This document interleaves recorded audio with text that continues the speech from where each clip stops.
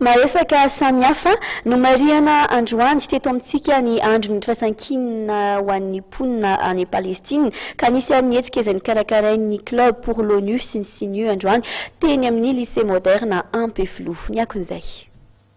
Sekoly 5 no nandray anjara tamin'ny fifaninanana izay nokarakaraina androany teto amin'ny LMA ho fanamariana ny andro firaisan-kina ho an'ny mponina any Palestine. Ny journée androany zany dia natokana ho firaisan-kina ho an'ny mponina any Palestine. Irahantsika malala fa tamin'ny taona 2024 Palestine zany dia nakatoavana ho membre observateur ao amin'ny ONU mbola tsy mikambana maharitra.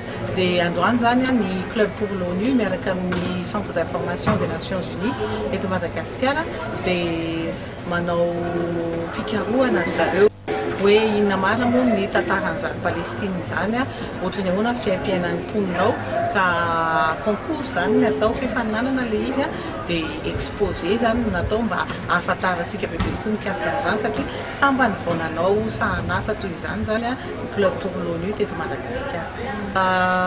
Sekoly maromaro eo amin'ny 5 eo zany mandray anjara dia anisan'izany ny UEP ny LMA Ampefilo izay mampiatrano ny Jules Ferry dia eo ihany koa ny sekoly hafa toa ny Estime zany mandray anjara amin'izao hetsika izao ihany koa.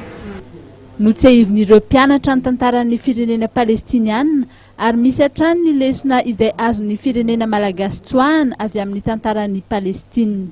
Zay moa mahatonga le izy hoe solidarité zany satria raha ny zavatra hitantsika teo zany mizara roa zany le firenena dia misy ilay firenena jiosy dia misy firenena arabo dia misy foana zany le olana eo amin'le fiarahamonina amin'ireo firenena anankiroa ireo dia ny zavatra ilaina nefa eran-tany dia ny fandriampahalemana eran-tany. Ny fandriampahalemana eran-tany io nefa dia tsy toetra mihitsy na ny fandriampahalemana eto amintsika raha tsy misy ny fifankatiavana, raha tsy misy ny fifanajana.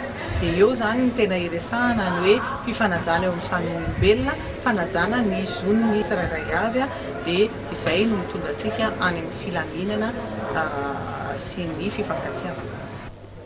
Nanamafy ihany koa moa ny tompon'andraikitra iray avy eo anivon'ny club de l'ONU ny mahazava-dehibe ny fanomezan-danja ny fifampiresahana na ny dialogue mba ahatongavana amin'ny tanjona iray.